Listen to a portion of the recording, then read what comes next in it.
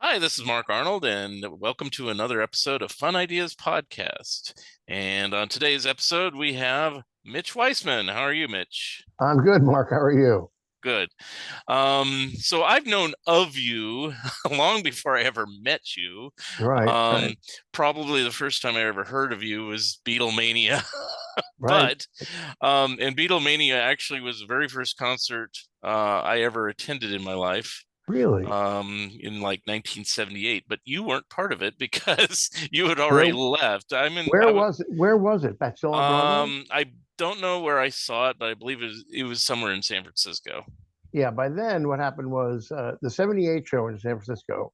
I thought Yeah, it was maybe '79, but whatever it was, we might have played been the 79. Yeah, yeah, yeah. it was '79. It was the Orpheum, Okay. um, Orpheum Theater, and so what happened was they used to by that point in time they used to fly me around the country to get the reviews. Open the show. So there was a big article in the paper up there showing me sitting on top of a bass guitar in front of me. But they used to find me, and it used to get all the other guys totally infuriated because I would go get the reviews, and then the other guy would go on stage. But the producers were upset about that. So I had come from by then I was back on Broadway. Then it Hmm. went to the Orpheum. They came in for the first 2 weeks. Hmm. Glenn Burtnick, who was the Paul that you saw probably, Okay. um, he had flown home during those 2 weeks to perform in New York because some uncle or somebody was dying, so he went to perform on the Broadway show. Oh. Um, and he was very funny. He did yesterday, but unfortunately, he was so nervous. He sang "Why She" he did it 3 times while the orchestra was ready to go. "Na, na, na, why she had to." So he was just, but it was a fantastic performance, and his his he got to play for his relative, and it was great. So yeah, so that was fun up there, but it didn't make me those sort of things. Opening Boston, all the return cities we went through did not make me happy. Did not make me a favorite of the Paul and the cast that he played with in all those returning cities. Hmm. And jokingly said to them one day, um, "You're not gonna one day you're all gonna get out and say who wants to do the show this week because you'll Yeah. be so tired. You play, no, you play. I'm sitting it out, and sure enough, that's exactly what started happening. People go, "Do you want to play?" Oh, yeah, Hmm. that's fine. I'll do it. We always had two casts in every production, so it was good. Okay. So yeah, I have I sidetracked the you. that's okay. I have the program in my stuff. I didn't want to dig it out, but No, I get it. Yeah. I remember it had like different casts listed and stuff like I that. And I yeah, believe I know you were photographed in it. And it probably said New York or Broadway cast. right. But I believe by the time I saw Beatlemania, you had been on at least a TV performance or two somewhere. Plenty, Because plenty. Yeah, yeah, and so because the big deal was always how closely you resembled Paul, especially back in the day, and it's like right. Yeah, so how did let's just kind of back up a little bit. So yeah.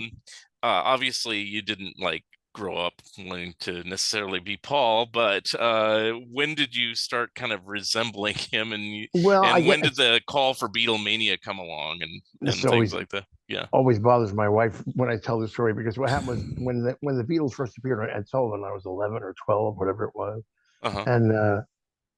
and I had short hair then, no Beetle bangs or anything because there was American kids weren't wearing that stuff yet. But I walked out the door the next morning, and all little girls on the block were going, "Oh my God, you look just like Paul!" And I'm going like, "All right, this is good. Where can I buy turtlenecks?" So to look like to meet the Beatles cover. So, but of course, you're embarrassed by little girls back in those days when you're 12 years old.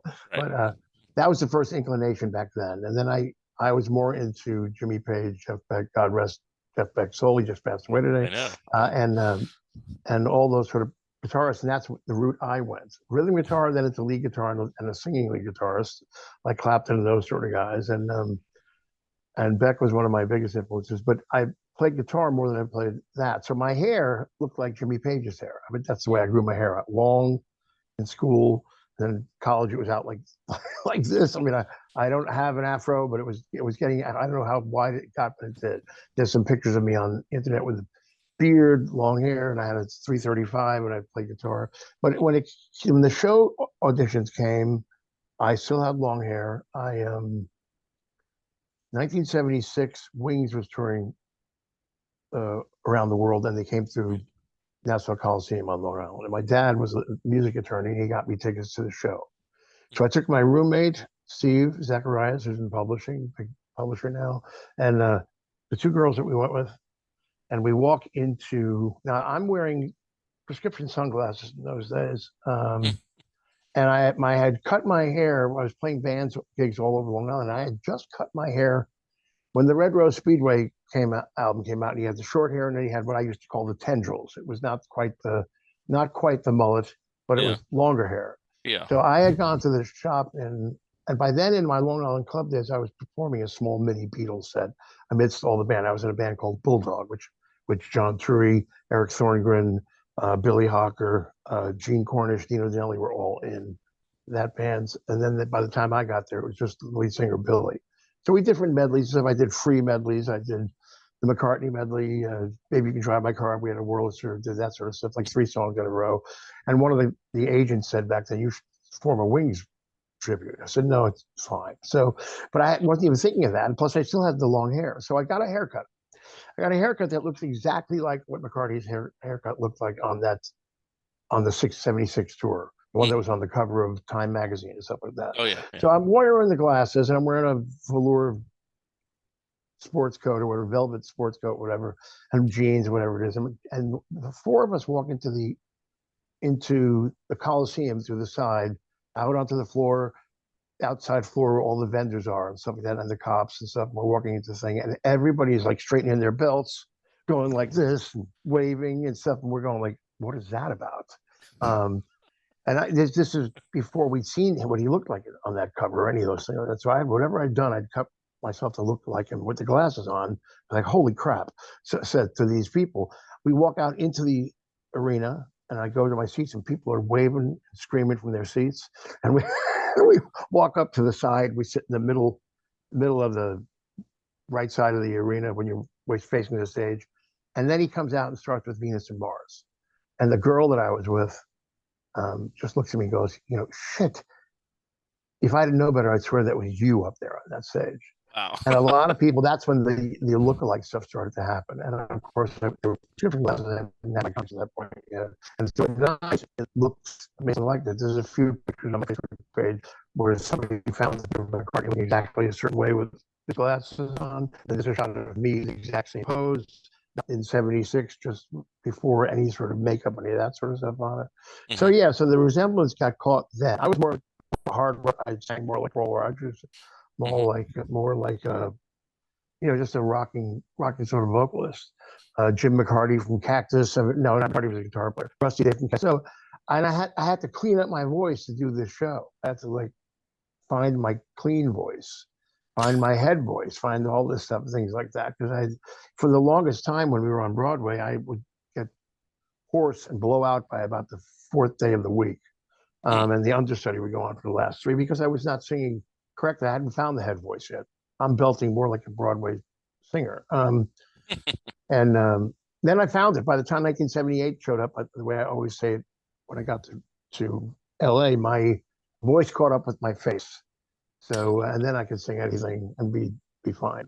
So I think we went off topic again, but that's me, Mr. Tangent. So yeah, that's when I first started finding out about it, probably in college and stuff. The very first time when I was 12, and then as the years went on. So pretty crazy.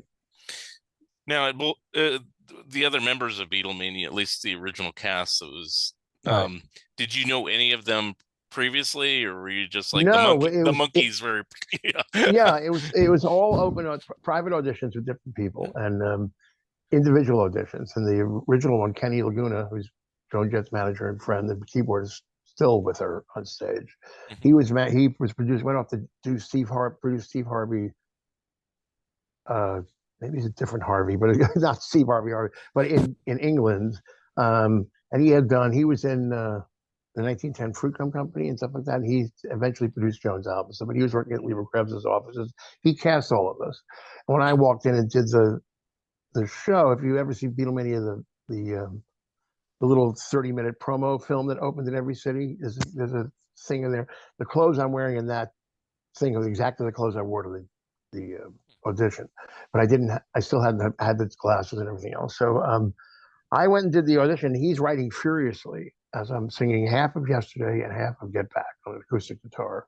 Mm-hmm. And I saw the notes later on. What he had done is he had taken his pen and went, looks, oh, okay. He's just like overwriting on everything. Looks close. He looks exactly, sounds sounds close. So, because I thought he was writing a big, I think he was writing a big dissertation. It just was over and over, just all those letters over and over. So, he was great, but we rehearsed. That was a lot of fun. That's how that happened. That was a great audition process, and that we all met on the callbacks later on. And I came in. I hadn't seen Leslie. And we walk into, as Joe Pecorino puts it, you walk into the SIR rehearsal studios into the lounge. And you have all these different era Beatles. Guy looking like, 65, guy looking like Sergeant Pepper, guy looking like this. You had Hispanic kids, you had black kids. It was an open audition. Nobody knew what it was for. Wanted Beatle lookalikes for unique opportunity to call Mrs. Price. And he said, as he puts it, he was there for McCartney. And he didn't have his glasses on. He was sitting on the couch. And he said, when he saw me, he went, holy shit, what is Paul McCartney doing here? So you see, and he put his glasses on, and he went, holy crap. And then he immediately put his glasses on and left them on and auditioned for Lennon on the spot. He just said, I'll do John Lennon. And that's how he got the part, And it really was like the Monkees thing, because we didn't have the players. And I hadn't played bass before. I was a guitar player still. So they said, "Would you learn to play bass? Would you learn to lose weight?" I said, "Yeah, I'll learn to lose weight." Yeah, exactly. So and I was a little bit heavier. I'm heavier now, but I was obviously when by the time I got to the show, I was like 130 pounds or whatever, 140 pounds. But I was only like 176 or something, which I'd love to be now, but I'm not. So, but it was great. So it was a lot of fun. It was that's how that went. The audition process. We had the callbacks that kept putting us together. And we ended up with the original 4. Yeah. So how long were you with Beatlemania? I mean, the rehearsal started in 1976 in June, and I stayed with the show. It opened on Broadway in May, unofficial opening in May of '77, and then I went with it all the way to the end of '79 almost. And then I left. Then I came back to do the motion picture when that was made in 1980. Okay. Actually, I came back to do a tour in 1980, of course, Canada, and all these the huge production up there. It was just like the Broadway show, but we were doing like 12 shows a week. The 2 cast members, and at one point, Tony Kishman, phenomenal performer in his own right, ended up having some issues, muscle issues, and so he had to sit out for a week. And I did all 12 shows a week, or 16 of them, because Michael Cole, the promoter up there, wanted to get every ounce of everything he could, and every show was always sold out. But by then I could sing all those shows, which is almost insane to think about. But yeah, so I did it all the way till then, and then did the Canadian run beginning of 1980, left the show and came back to do the movie. So 1980 was about the end. So the movie was done as a separate thing? I didn't know that. Yeah, it was. It was the Edie and Eli Landau were movie producers. They had done Walter Matthau movie called Koch. They had done a bunch of different movies, and so they produced the film. Lieber and Krebs were unofficial executive producers, whatever it was. We filmed it live at the Pantages. We filmed it live at the Long Beach Arena. There's a Christina Applegate. She's listed in her first credit as being in the movie. They cut her out of the movie, but she was just some young girl, and she lists her credit, which is funny. We found that out years later.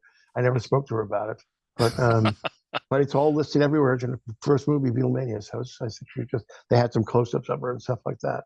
But they didn't make it into the movie. I watched that movie. Okay. I would see her anyway. So, but yeah, so that's where we filmed it, and then it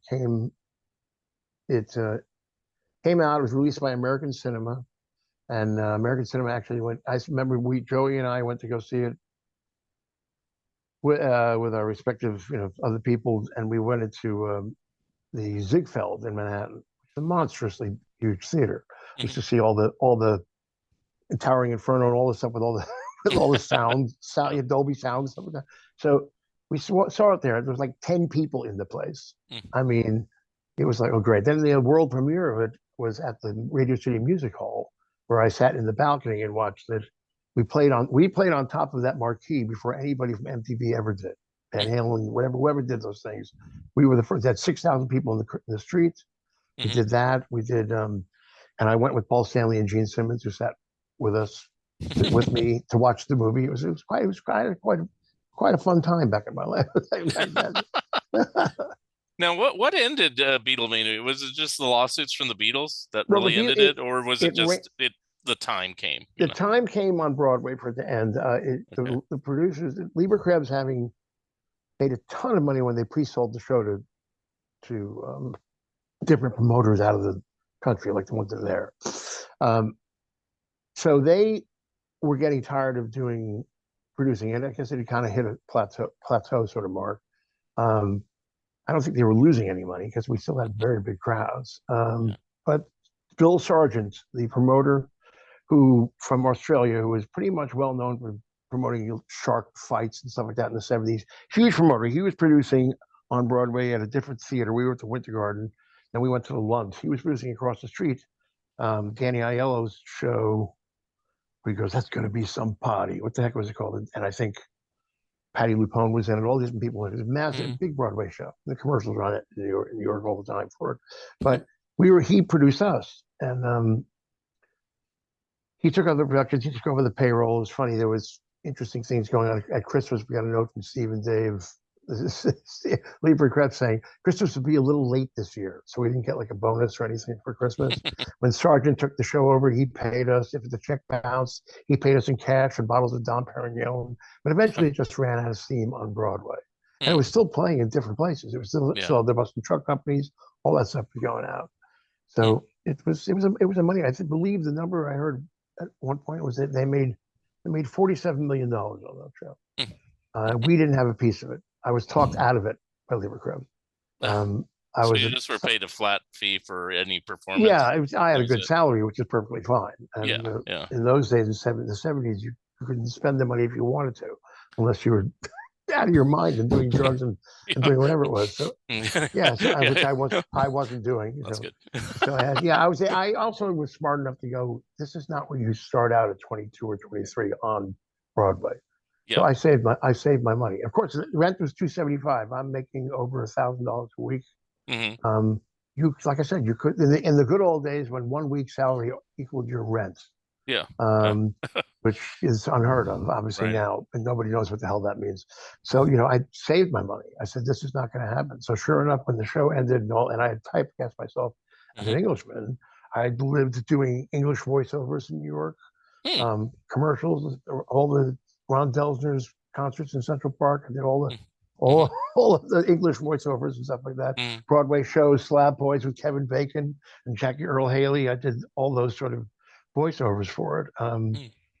But I couldn't get arrested. Also, the guys in Beatlemania were more like the Beatles themselves. They were pop guys. I was a guy, as I said, I came from the rock world, beating myself up to do this. This Jeff Beck thing has hit me because when Blow by Blow came out, I was on the road and I learned every song, everything, and used to go with a stereo, and all my music was more of that sort of style that I listened to and played. So when all that started happening, and I started wanting to shop some of my demos around, I got record company presidents, including the head of Chrysalis, saying, "I don't have to hear your demo. I know what you sound like," because the other guys had been shopping. And they all sounded like pop guys.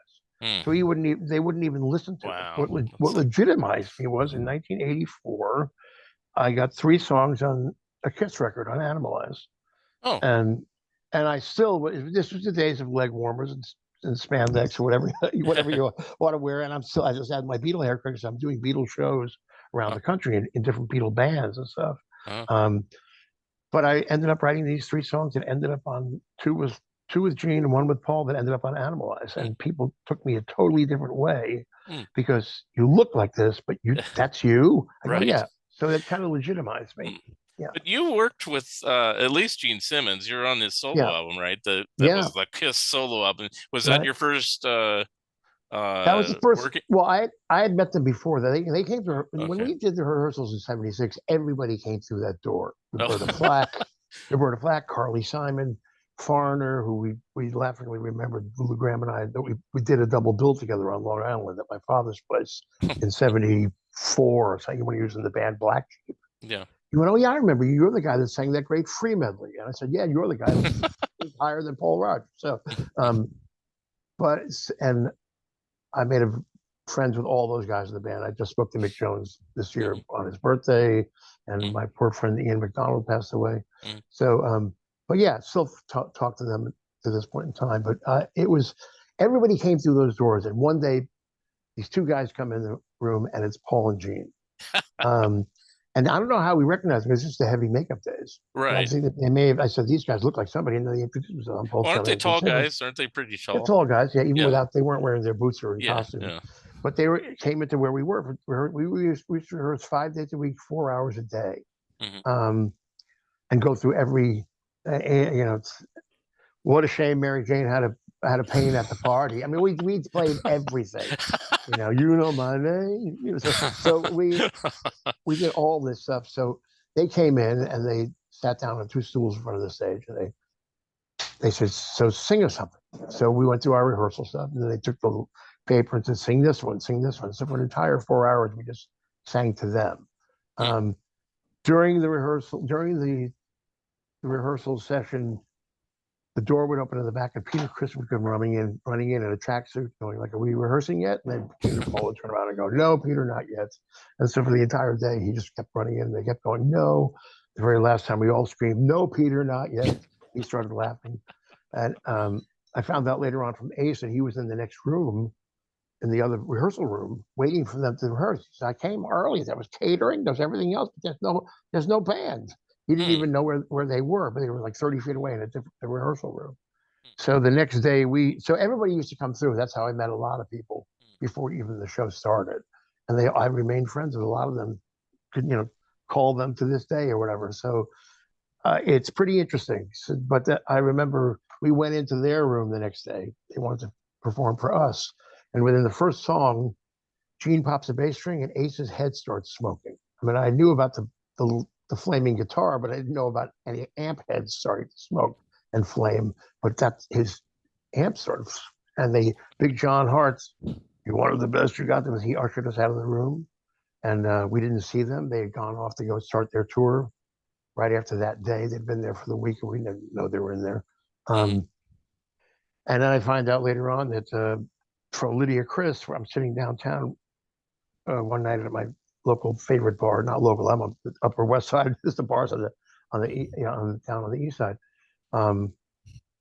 And she comes and says, she says, "Excuse me, are you Mitch Weissman?" I go, "Yes, I'm Lydia Chris, Peter's wife." I said, "Oh, very nice to meet you." She said, "I just want you to know the boys were absolutely mortified when you came to watch them play. As far as Gene and Paul were concerned, it was like performing for the Beatles." And then all this stuff went on. Peter said he was so embarrassed. So I just want to let you know they were so they apologized. So I said they have nothing to apologize for, and that's the start of our friendship. Was from then. So I ended up on Gene's album because he knew I was out there in '78, and he wanted. And the legend is, and he said it in writing. I wanted Paul and John, but their schedules it didn't coincide with my recordings. So I got the next best thing. I mean, high praise indeed. And he got the 2 of us to come in and sing harmony. So, and that was at Cherokee. Walking in there was crazy. First time we walked in the door, there's Rick Nielsen and Joe Perry playing ping pong with Rick's guitar picks. there's Phoebe Snow finishing up her vocals in the ISO booth. When Gene wanted to give us a couple of his T-shirts, he had Cher come down from her house up in Coldwater Canyon and bring us the T-shirts. So the window rolled. She had the flu. She came down, rolled the window down, handed them to me, and rolled the window back up, and was gone. So it was a lot of fun. Yeah. And that's when I first met George Martin, because he was in the next room producing America. And Joey, our lives were filled with all kinds of people. Joey was dating Deborah Lee Scott, Hotsy Totsy from Welcome Back Hotter. So she came running into the room saying, "Mitch, you got to come next door. There's George Martin's next door." So I thanked him for the Beatle albums, and he said, "Don't thank me, thank him." And there's Jeff Emmerich sitting at the door. Wow. So it was a whirlwind sort of life. It was great. A lot of fun. Yeah. What did George or Jeff think of your looks? Did they think that we didn't have time to think? They obviously knew who I was. Yeah. Okay. Years I was just years wondering later. if there was any like Paul conversations at that No, point, no, just they probably because. smiled and we probably Yeah. all chuckled. I mean, but Yeah. it Yeah. was great. It was fun though. Mm. Yeah. And So did you? I wasn't in my Beatle bangs. My hair was parted in the center, whatever it Oh, was. But okay. I mean, my looks were my looks. I had a lot of people. Yeah. I mean, you even Yeah. now you have, I could tell. It's Well, like you have that. he's got gray hair now. I Yeah. have gray hair now. Yeah. The only thing that's weird is my wife and I laughed about is my mustache is still black, and I Yeah. can't figure that one out. Yeah. I can't figure. And usually I have a goatee, but this time I was too Yeah. lazy, so Yeah. I've just Like even leaving it mine, there. it's Yeah, gray. It's like, yeah. Yeah, so mine is it's a very weird thing. I don't want a regular mustache. I don't want a mustache. So I'm not leaving it as just a mustache. Yeah. I Yeah. have to go to. Yeah. Yeah. Um. So I Let's go guess back to the turtles. the turtles. Okay. Well, let's see which one to do. Actually, I will say this, and this will lead into the turtles because you mentioned Okay. somebody that has an early appearance with the turtles, and you probably go, "Ooh."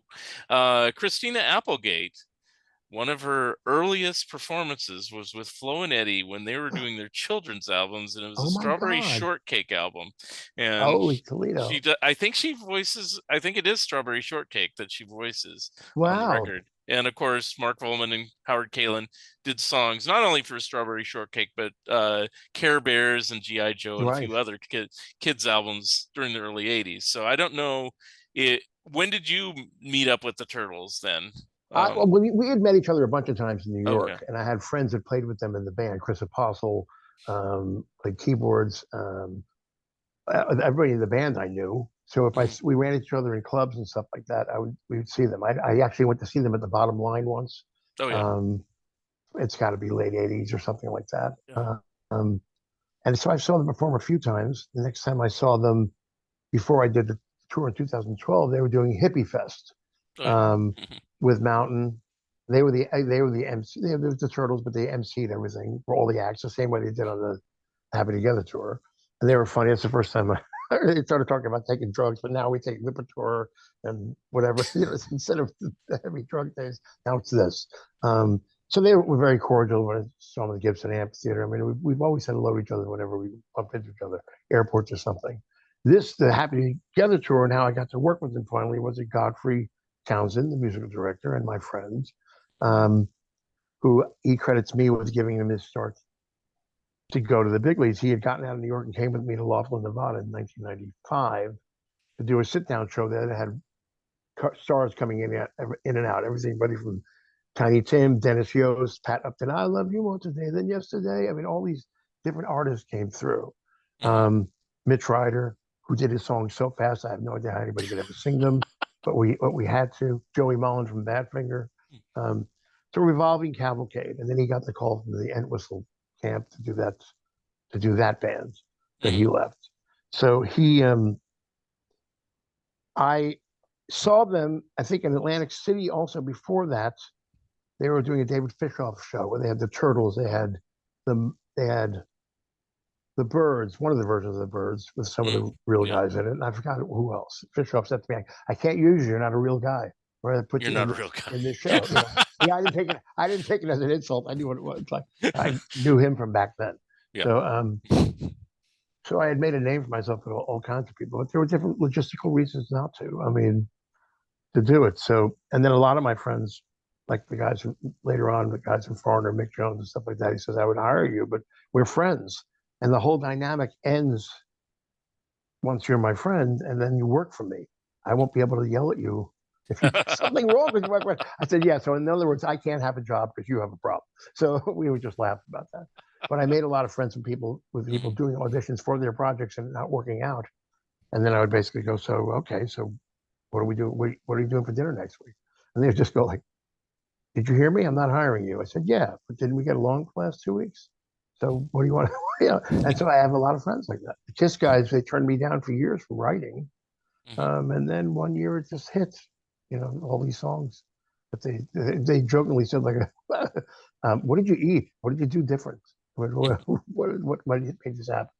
So yeah, so the Turtles though, Godfrey in 2012 called me and said the tour is going on. You're a great bass player, and you can probably do this. You have to play bass for the Mickey Dolans. You have to play bass for Gary Puckett. You have to play bass for the Turtles. And I'm missing one. Who am I forgetting?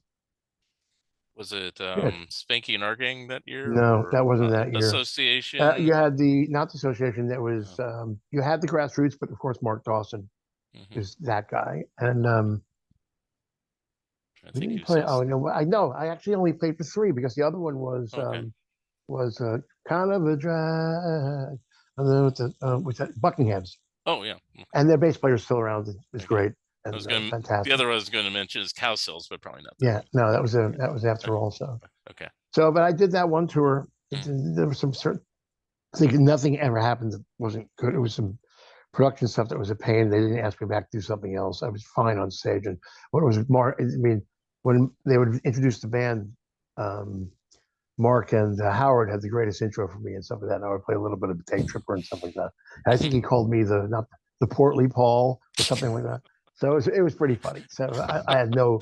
They were great. They were very fantastic and always very supportive and down to earth and human. I'm glad I did that tour with Howard because obviously he's not touring now, Right. and you've got Ron Dante. And Yeah. actually every once in a while I send him a message and he's messaged me back and stuff. So this will probably prompt me to do it. So it's fun. Yeah. Mm-hmm. And it was just a 1 year basically, or For did me, were it was the you? one Yeah. year. I Yeah. mean, Yeah. we still talked after that, Yeah. kept in touch. So for whatever reason, I didn't do the subsequent ones. Yeah. Um, Yeah. but I actually almost didn't do that one. But John Montaigne, who was usually the bass player in these configurations and played with Godfrey in the Alan Parsons project and all this Mm-hmm. other stuff, he was selling his house or something in Brooklyn that summer. Mm-hmm. So he had to be home for that whole thing. So he and I were friends. So I think he recommended me as well. And Godfrey said no brainer, and it worked out fine. Mm-hmm. So and I think Yeah. he came back after that. Yeah. Now what were the performances like? Were they just like the big hits and then like comedy shtick between Yeah, songs? comedy So stick between songs. And they did yeah. it was the hits. It's what you remember. They did Peaches Mm-hmm. and Regalia as a big instrumental piece leading into um, Happy Together, I think it was. Yeah. Yeah. Something else. But we did I wish they'd done Eleanor, but they didn't do Eleanor. Really? It was yeah, Interesting. it was the hits. It was one of the ones that wasn't there, Oh, but I can't remember the list now. yeah. But it was mostly the hits. She would Yeah. rather be with me. You Yeah, she'd showed rather be me. with Yeah. me. Yeah. You showed me. Yeah. What am I forgetting? It's out of my It brain ain't. now. It ain't me, Ain't babe. Me You, Babe. babe. You, Actually, I don't baby. think they. No, Yeah. they did You Oh. Baby. I think we did You Baby, but I don't think we did that Ain't Me Babe Oh. for whatever reason. Interesting. Yeah. They had enough hits to go I guess around, maybe so it's yeah, fine. because they have about 10 to 15 hits depending on what you count. But it's like I Yeah, guess over time because they toured forever. yeah. Well, everybody I did. guess they get tired of certain ones and they drop them out of the set list for a time. Yeah, exactly. But I'm you trying to always have remember. to have Happy Together. So it's Always like have to that's have it. cool. Yeah, Yeah, exactly. yeah. Yeah. Did you sing as well, or did you play any Yeah. other instruments? I Or only played bass on this tour. Godfrey okay. played guitar. You had Manny Faccarazzo on the Hmm. keyboards. Hmm. Faccarazzo on the keyboards. He was great. Steve Murphy on drums. Hmm. We basically could play anything. And of course, when Wayne Abrams came in to play guitar, so we had him and Godfrey on guitars for the Monkey stuff or for Hmm. Mickey stuff. Hmm. Um, Gary Puckett. There was just a four-piece band backing him up. And Hmm. Manny's an amazing keyboard guy, so we could play the multiple keyboards. So you had all the orchestra parts and everything and stuff like that.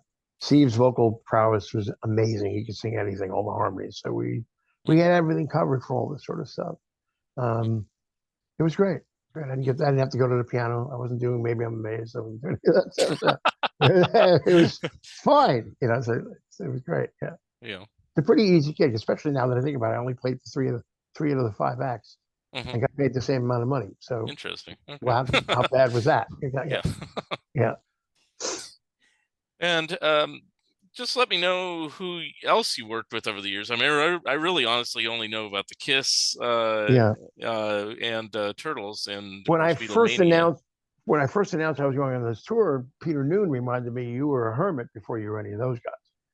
Because Okay. I played with him in the '90s, and Hmm. Frank Annunziata, when he was doing Peter Noon. Then he eventually got the name back to do Hermits featuring Peter Noon. Oh yeah. Because there was two. The Hermits was touring without him, but to get Right. more, obviously to have a better act, he's Hermit. So and I still talk with him, which is funny.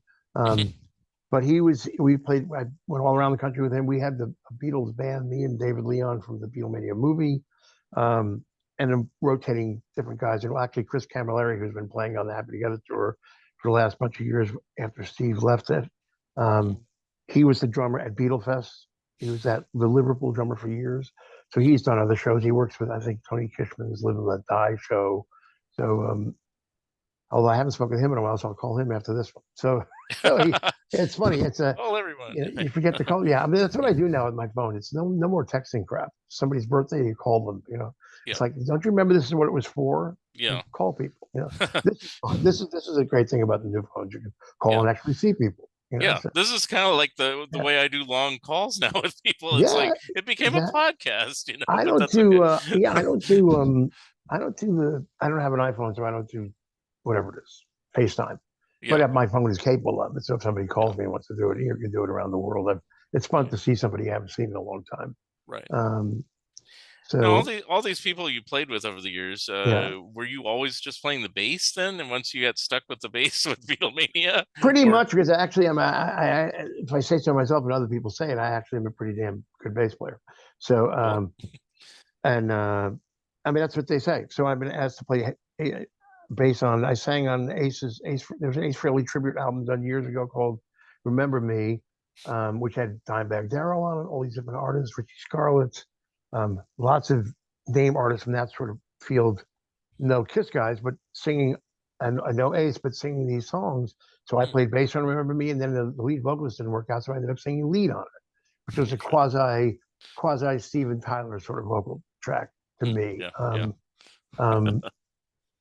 And a raspy voice, whatever. So it was fun. I mean, I basically get known for either vocals or something like that to do backgrounds and stuff. I have played piano on other people's tracks, but not a lot. Usually it's like, can you play bass on this? Or a lot of people just want me to come and sing. And it's either backgrounds or anything. So I just add to that. I haven't done a lot of vocal projects. The last thing I did last year, there was a Kiss tribute album called Buffalo Rock City. That's done by a Kiss tribute band up there, and they had different people play on it. Lots of people in the Kiss world lots of Gene Simmons guys are on his solo band members play on it. They did one of mine and Gene's songs that was on Animalize or Crazy Nights, and I forgot the song now, but I sang it. It's the first time ever that anybody that's ever written with Kiss has been actually performed a Kiss song, the writer doing it. So I did that last fall, and now I have to do in January now an unreleased song that Gene and I wrote called "What You See Is What You Get," and I'm actually doing the vocals for that at the end of this month. It's coming out. It's coming out later this year. So how's it coming out? Is it on a tribute album again, or I think it's on the tribute album. It's raised charity stuff up there, but all the guys from the Kiss world, like Jay Messina, mastered the album. All these different people that were in their camps all performed on it, and I'm singing a new song. One that was never released. I have a bunch of co-writes that were never released. There's been plans for me to put an album out of the unreleased songs, and even some of the other ones, my versions of the stuff that I wrote. But it just hasn't happened, and COVID hit, and all this other stuff hit, and then it's been different. Since Kiss is like doing like their farewell tour, which seems to be taking forever because of COVID and everything. Exactly. Have you seen them on any of the dates or anything like that? I didn't. They weren't. They played in Seattle. I'm up in the Pacific Northwest now, so when they played the Seattle one, I didn't go. My friend Stefan Adika, who has that podcast, Artists on Record or Coffee Talk, he went. He's very good friends with Eric Singer. They played in bands together years ago, so he went there, saw the show, posted some videos and stuff, and it's great. So I mean, he says a lot of them for me. I haven't spoken to Paul in years, and I'm not quite sure if we're still on speaking terms. I don't remember what happened. That's scary. But recently, I wished him happy birthday, and I got a heart back. So I think it might be thawing. Who knows? Yeah. I think years of therapy and a couple of books gets a lot of stuff out of your system. But we were the closest of friends, him and Gene and I. It was very odd to the people in the office. They actually shared a friend by that point, because they had separate lives, but they were in Kiss. But they didn't really. The three of us just go around all the time, and they couldn't figure out how the hell that would happen. So it was fun. You mentioned that they accompanied you to the Beatlemania film. That's right. Yes. Yeah. Did you hang out, do other things with them over the years, or is that no? That was a one-off for that film. I did a couple other things. A guy Kenny Weiss, Rock'em Sock'em Productions, and they did this movie with Armand Assante called Waiting for an Echo. They did another movie later on. They were involved with Crosby, Stills, and Nash back then, and Kenny and Arnie, the other partner of his. He's now known as Tokyo. What's he called now? I can't remember now. Anyway, that's okay. But Artie, and they had a thing. They worked with Donna Summer a lot and stuff like that way back when I met her. They introduced me to her a few times at the Garden when she was getting ready to do shows. This is like in the 80s or 90s sometime actually. So, but I didn't do any other stuff with Genius. If I did some other records for other people, just like I said, hired whatever stuff like that. And can you name some of the other albums? Just I'm trying to remember the damn stuff I did. I'm telling you, I have forgotten a couple. I haven't thought about this in so long. I can't remember the place I did hand claps on or oohs or whatever. I'm forgetting. I did a lot of live stuff. The China Club, there were a lot of live gigs. And a lot of times I would be the singer for the band that didn't have the lead singer show up. And so I was a guitarist for Foreigner when Mick Jones didn't show up, and Lou Graham was going to come down and sing, but instead it was Joe Lynn Turner, and the rest of the band was the guys from Carmine Rojas, Steve Longo, who played with Whistle, Alan Childs, who was with Bowie, Chuck Kentis, Rod Stewart's band, stuff like that. They were the house band, and I would be the music minus one guy. Whoever didn't show up, I would play the others. Amazingly, in those things, I never played bass. But I did play lead guitar. I did sing vocals. I did harmony. I did play some keyboards. Which was funny. So you did play other stuff, yeah. Yeah, I played a lot of stuff. Yeah, it was fun. Yeah. I did a lot of live performances. Yeah, I've performed with Julian Lennon on stage. Done a bunch of stuff. But I don't have my resume in front of me. I almost have to dig it out to remember what I did. Don't blame me. Yeah.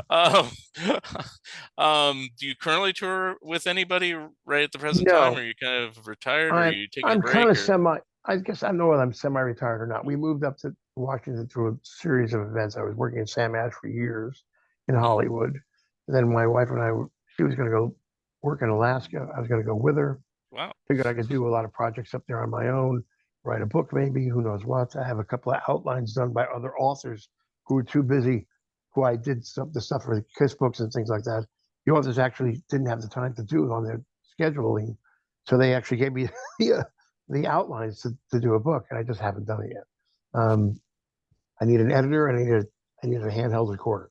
Or just do it in the computer. Do it like this, Yeah. So exactly. I haven't done. I guess I don't know whether I'm semi-retired or not. I'm having some dental issues, and so I need to fix those. But unfortunately, in this country, dental is the most expensive thing to fix at all.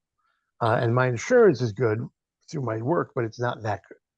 So I actually am thinking of there's an association out there that helps musicians and actors and things like that. So they actually help us move up here. So I may call them again to say, okay, tell me about dental. There's a bunch of other people I know who've had catastrophic situations. They paid $400,000 operations, you name it. I mean, if you have the credits and the history, something comes back to you if you're in a difficult situation. So when did you move to Seattle then? Moved to Seattle at the beginning of 2019. Oh, okay. So it's pretty recent. Yeah. Okay. Yeah, we had moved out of LA on the way to Alaska, decided not to do it, stayed in Atwater or Modesto, not Modesto, California. Different city, not Modesto, but maybe it is. And then we left from there. I got a job offer to work for a company called Solo Dallas as their national marketing guy. I put together by David Krebs of Lieber Krebs fame and producers and Aerosmith and AC/DC and you name it. So David put us together, drove down there, met him at the beach, had a great time, got the deal going, moved out of Atwater down to Orange County to get an apartment, and somehow that whole thing soured and left us on the side of the road. And it was like 2 days after I'd gotten them into Sam Ash to sell their products, because this is a great product that was not getting any stores. And David was told by my friend Bob Kelleher, who used to be the production manager for Aerosmith, said, Mitch is doing great at Sam Ash. So he put us together. I mean, of course, I'd left Sam Ash by that point. He said, you should meet with Phil. And Phil, um, is a solo Dallas guy. And we got along famously. He said, move down to Orange County. You don't have to come to San Diego. And somehow everything went wrong. So we were literally left in motels while we were looking for a place to live. Wow. So Peter Noon actually called and said, like, come on and see my show. He was in Beverly Hills at the time. So we drove to Beverly Hills, saw the show. Make you feel better. So, yeah, and eventually I have another friend up here I did some gigs with. And then we were getting, after doing crowdfunding, whatever it was, and nothing really. Thank God I didn't get another job back in Los Angeles, because if the pandemic had hit and the prices that everything is down there, I don't know where we would have been. Yeah. And when did you move to LA then? I mean, I guess you were in New York. 2003. 2003. Okay. So before that, you're based in New York yeah, area? Exactly. Okay. My friends and my friends I used to do the Beatles shows go, you keep threatening to move to LA all the time and you just don't go. Yeah. Well, my wife, Jackie, who was in the other room because she can't listen to this stuff anymore. She said, please come on. Yeah, so she said to me, I'm going to California. You can come. She got a job offers out there. She didn't even have the job offer. She just said, I'm packing up and going. And through a bunch of connections, whatever it was, she became a very celebrated artist. I eventually sold my apartment after 9/11. It took a while, but I actually sold my apartment, which I had, was an inherited thing. So it's all found stuff. Property values went down a little bit, but still I walked away with all the money. I found out later on the guy who bought it flipped it, and I don't even want to tell you what he got for it. So, but he made improvements and everything else that makes sense. Yeah. So I moved out, and as I say all the time, luckily we're still together, because I could have shown up and should get the hell out of here, but no. So it's fine. And now we're married, so it's great. That's cool. Great. Yeah. Now, I want to bring up something that, I'm sure you've discussed on other podcasts, but I just have to ask about it. How did you, I mean, obviously it is because of how you looked. And let me preface this. You know how the memory plays tricks on you? Sure I thought you did a cameo appearance on Laverne and Shirley, but it wasn't. It was Joanie Loves Chachi. Exactly. There it is. Yeah. Exactly. How did this come about? How it came about was that I was doing the show called Lennon that was done at the Antimedia Theater off Broadway. And it was written by a guy named Bob Eaton from England, and he put it on at the Everyman Theater in Liverpool. And then Sid Bernstein and a few other producers and stuff, got together and brought the show to New York, to the Antimedia. They had asked me to audition for it, and I didn't really want to do another Beatles show. This was an interesting production because everybody played different characters. Robert Lupone, Patty's brother, was in the show as a John Lennon. David Patrick Kelly from the Warriors and all these other things. Remember, Sally, I told you I wouldn't kill you. I lied. He drops off the block in 48 hours or whatever that movie was. Yeah. So he was in 48 Hours too, but he was another Lennon. You had this guy comes in one day to audition, and his name is Greg Martin, Martyn. When he got the role, he then told everybody, my father's actually George Martin. And George Martin came in to talk to all of us when we were rehearsing at the top of Radio City Music Hall, one of the big dance rooms up there. And it was great. Vincent Irizarry, soap opera star. I mean, all these people. I just became the understudy for Vincent and all the multiple roles that he played, small little roles. So he was McCartney, and I didn't want to be in it. And Joey became an understudy for somebody else. He wasn't. There was no Lennon. Well, there was two Lennons already in the show, but they were bigger actors. So it was really an amazing show, and I became the musical supervisor. So I got all these actors who weren't really musicians to be able to play all these songs. Some of them were trained, and I didn't know how I was going to get the sheet music for it, but I didn't know anything about copyists then. You could take an album to somebody, and then this guy would write all the music out. And actually, the guy who was our musical supervisor on Beatlemania said, you'd be great for this job, and you can do this, and I'll show you how you're going to do it. So I didn't have to learn to read music any differently. For the guys that were classically trained, you got the music done. For the guys that weren't, some of the actors, I wrote out these amazing charts with dots and dashes and stuff that went up and down, and they could read it. They could understand what it meant. So it wasn't like tab Maybe it is because I don't even know tab worth crap. But the point is, it was a whole series.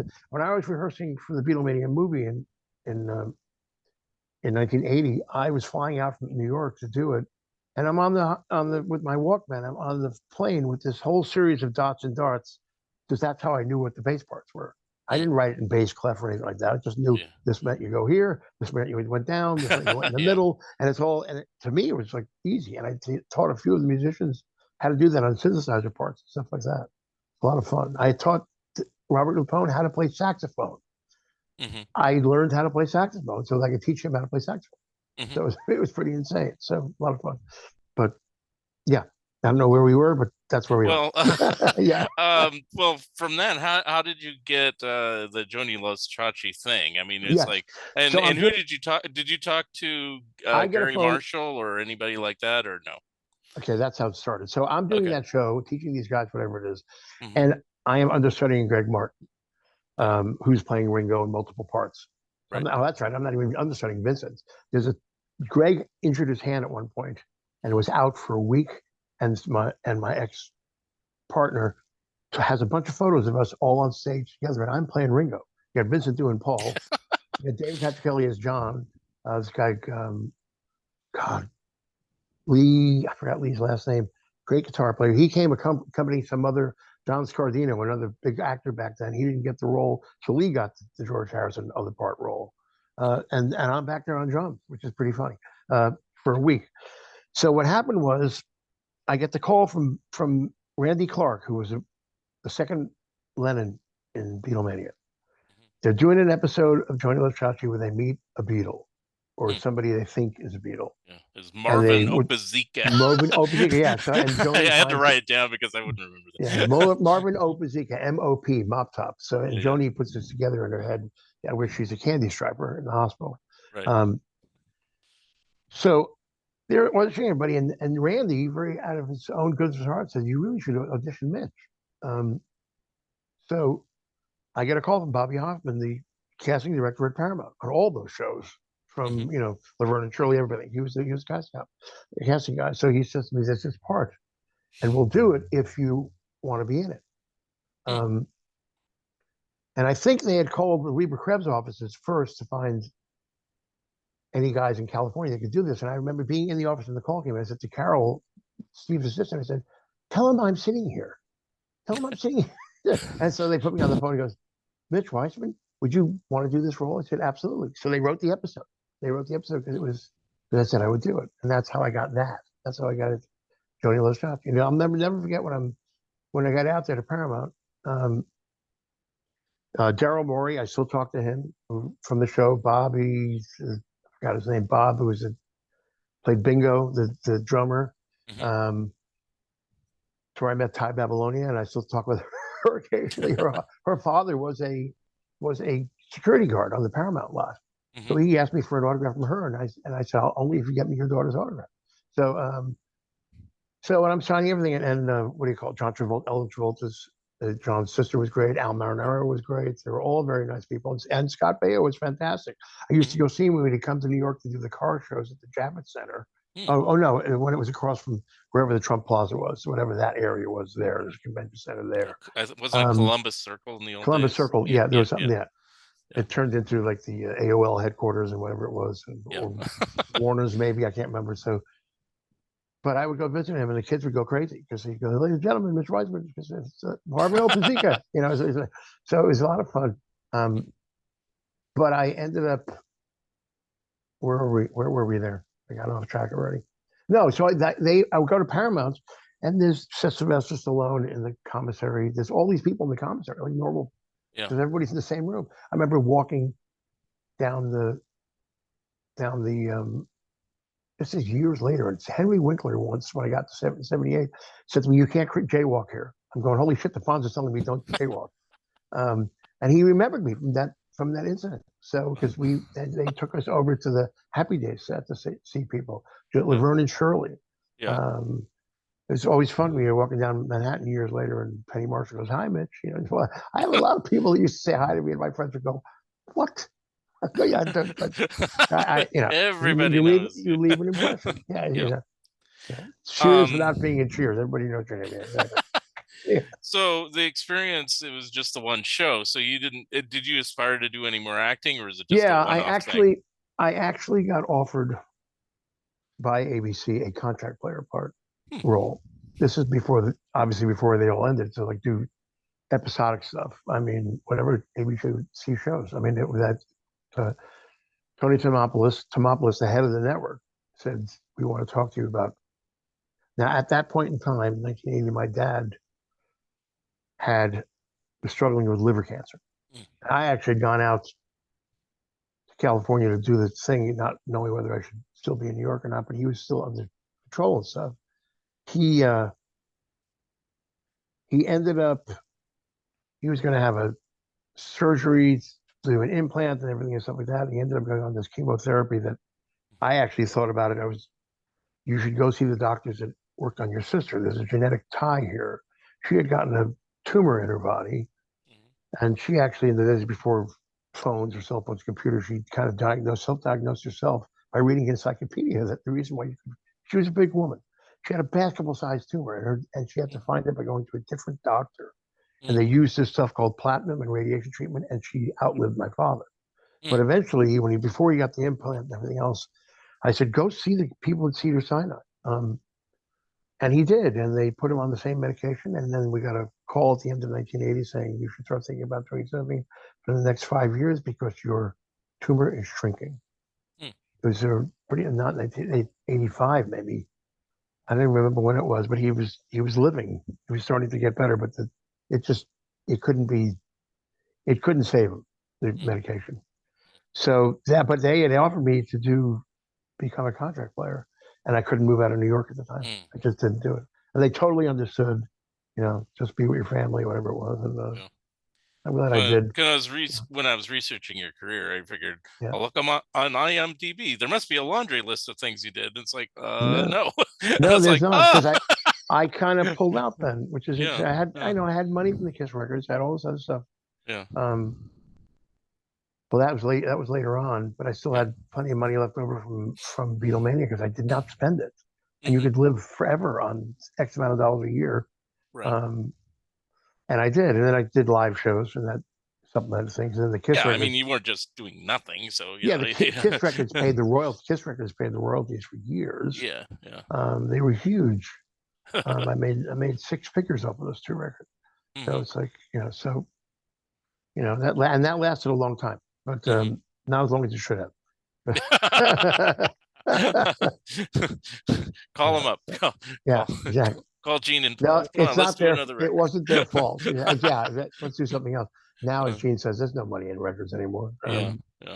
And with streaming, you don't make any. Did you ever see the podcast of Desmond Child talking about how many downloads of "Living on a Prayer" there is and how much money he made? He's like, it's absolutely absurd.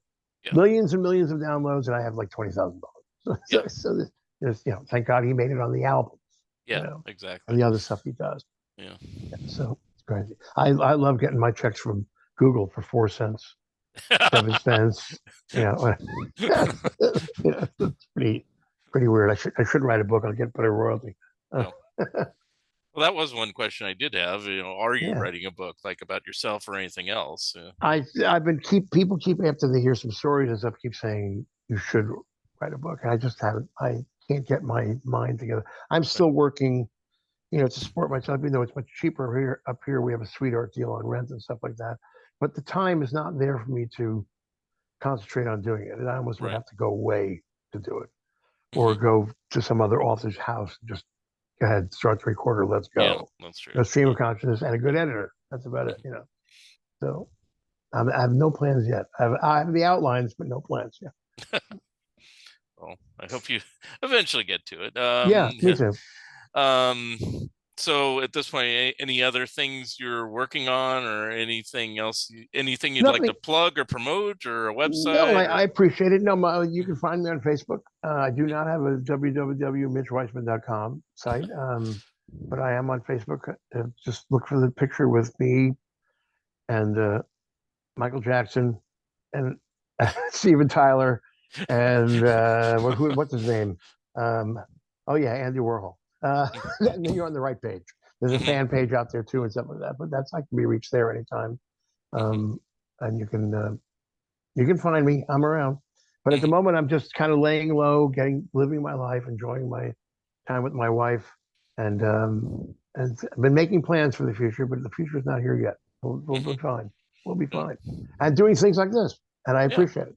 yeah, and I And we have to appreciate. thank Charles Rosenet for suggesting Yes, it, which is great. yes. Yeah, And we'll be using your comments in our upcoming Turtles book. We interviewed please. a lot of other people, including a few of the real actual turtles.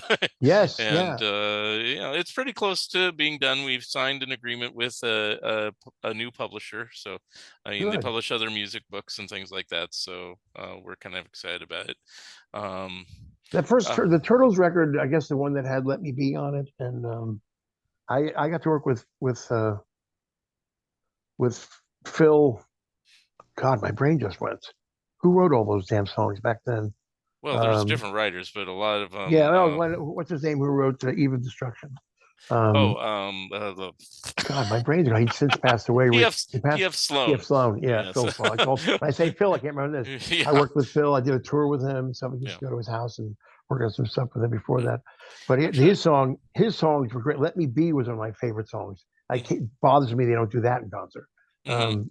Now it's how well can Ron sing that song? I don't know. Ron I think actually it's is decent, Ron is amazing. He's yeah, yeah. very nice So I guy mean, too. it's like, Yeah, I think what's missing, because I have seen current videos on YouTube and right. stuff like that, is kind of the humor, because Ron's more of just a straight singer. He doesn't joke Singer. around much, you know. I No, mean, Howard's yeah, dark side and Howard's cantankerous part and the singers and stuff made it so perfect. The two of them were like perfect foils. yeah. Um, they came out doing their opening act, and that tour was doing. They came out doing Lady Gaga. It was unbelievable. You find Mm-hmm. yourself. Your mic's kind So of doing something funky. you I go don't all know. the way up. I don't know. I don't know if it's Am I your. still there? Am I here? Was it under your Did it shirt? go off? There. Yeah. Is, is this better? Better, yeah, yeah. One, two. Okay, good. I think it went under your It probably jacket there, did. and then it's like it's Yeah, going all exactly. blah blah blah blah blah. So Right. repeat the And I went last like thing you this. said I about said no. The beginning, like Howard and Mark's on stage stuff is amazing. I mean, yeah, they're rapport. So they yeah. used to open the show. Mark would come out dressed as Lady Gaga, and they do the whole rah rah rah rah rah. So it was pretty funny as hell. So you just had funny moments, and of course, Howard could ad lib Yeah. as the show would go on, and so did Mark. So even though they had their shtick, they would put new stuff in all the time. Some Yeah. of it would be topical, whatever was happening in the news or something like that. So it Hmm. was really, really great. It was a lot of fun working with them. Yeah. Um, and the idea of them traveling in a car together from show to show was pretty amazing. Yeah. Just the two of them. I'd like to have been in that car, Yeah. but apparently they didn't. They didn't talk much in the car. I think Yeah. Mark listened to stuff on headphones, or maybe Howard did. I don't remember. Yeah. But they were great. They were great to hang out with and stuff like that. Yeah. Yeah. I mean, you can catch the Howard Kalin interview we transcribed. It's actually on Plastic EP show, not on Is my it really? podcast. Okay, great. Yeah, and the main thing Charles and I wanted to know is he sick? Is he well? Why is he not touring anymore? And he is doing better. And the basic thing was, hell, I'm 73 years old. I've Right. done it all. I've been And, everywhere. I well, he don't had need to do this anymore. And he so, had the back stuff, which was bad. yeah, but And he's he kind got of recovered from that. But he's right. just kind of like And saying, now he moved to Palm Springs or Palm Desert, whatever it was, and he's perfectly happy there. yeah, yeah. So What's funny is he used to live kind of in the area where you I are, know exactly. Yeah, and he then would he go actually home. lived in Oregon, where I'm at for a while. Yeah, A little bit south yeah, of here. he loved it up Yeah, there. But I guess when you're getting older, let's see what's warmer and where can I exactly. go? So yeah, it's very nice out Exactly. there. Yeah, Yeah, yeah. So I mean, I'm glad he's in good spirits, and it's like using Paul McCartney, it's like not everybody keeps going into their 80s and stuff like that. that's true. It's That's like, true. so God bless him that he keeps doing it. But it's like, geez, Yeah, no, uh, exactly. but anyway, it was great to have you on the show, It was Mitch. great talking to you again. Because Yeah, I mean, now yeah, that I see yeah. you on the little screen, if I picture a few more people around you, I Yeah. remember that podcast. Yeah, because we were saying beforehand we were both on Yeah, Plastic EP show at the same that's time, right. but not talking to each other. We were just, No, it was like Hollywood Squares. It's like it you were up was there and I was exactly. down there, and We were the Brady the Bunch. twain shall The meet Brady, at yeah, Brady Bunch. Yeah. Anyway, Plastic is a trip, and I love that guy. He's yeah, funny as hell, yeah, and he's just an amazing. He's like a machine. I was yeah. almost up to 1,000 interviews now. It's like it's Yeah, insane. and it's Yeah, like we're up to almost 200. This might be yeah, even show 200. I don't know the exact number of where I'm at, right. but it's like I'm proud of that, and he's like, I'm Yeah, up to 800. I It's like know. Jesus, It's amazing. It's amazing. because he He's started good. after me. I Right. started in 2018. I think he started in 2020. And he's like Yeah, doing that many shows. And it's like, I know. I know. I was one of the early ones, I think, and I think Charles was the one who got me to do that one. I can't remember. We yeah. did our first interviews was he still talks about it because the first one I wasn't set up in the house, so I was in my truck. So every time I did, and I'll have to another one look that one up. I was sitting out on the back porch in Uh-huh. the cold, doing Ooh. it from there because my wife had early shifts and she'd be sleeping in to Uh-huh. go to do the work, so I wouldn't want to wake her up because I mean she's probably going to tell me now, thank God you're done. But the thing is, she's down in the bedroom. But Sorry, wife. because yeah, Anyway. no, she's fine. So, but he always remembers the fact that I would do it my truck. It's somewhere within Wi-Fi range. I did it from the garage. I did it from somewhere. It's pretty funny.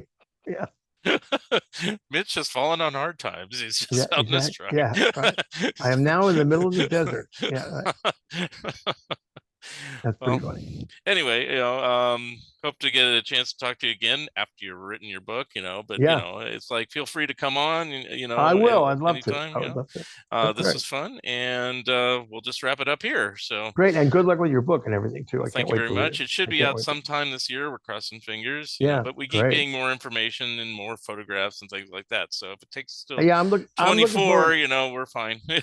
Definitely ready, looking forward to reading because I mean those Johnny Barbada and all those people I've been known about Yep. them for years, Yep. and actually I think we're friends on Facebook or whatever. But you don't want to go into a giant conversation then, and I'm Right. not going to hit FaceTime to call them because it's like because everybody has Yeah. you may not know what the number is, but you can hit call. And so I don't like when people do that to me either, So it's pretty let funny. Charles and I do the dirty work. That's what, Exactly, yeah. exactly. That's great.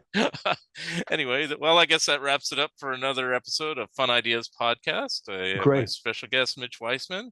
And again, it was a pleasure having you on the show. And Thank you, Mark. Thanks for asking me. thank you very much. And we'll see you again next time on the show. Great. Bye, everybody. Bye. Thanks.